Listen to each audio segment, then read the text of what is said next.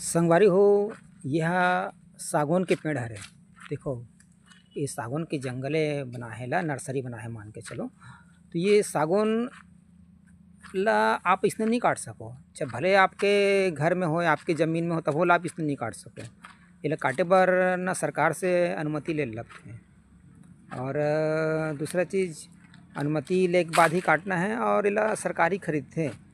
और दूसरा चीज़, इला इसने भी आप नहीं काट सको, मतलब या तो मर्जी रही तब काटवाना है, या तो कुछ सरकार लेकर जरूरत है कुछ चीज़ बर तब बोला कटवाही, मतलब इसने एला काटे का अनुमति थोड़ा भी नहीं है।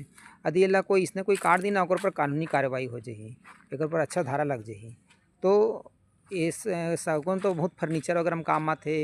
ऐसे चीज़ में भी एकर लकड़ी ला काम करथे। एकर ये ला कि जहाँ पर पानी के अंदर डूबे वाले कोई चीज़ बनाथे ओमें भी एकर लकड़ी का उपयोग करथे, है ना।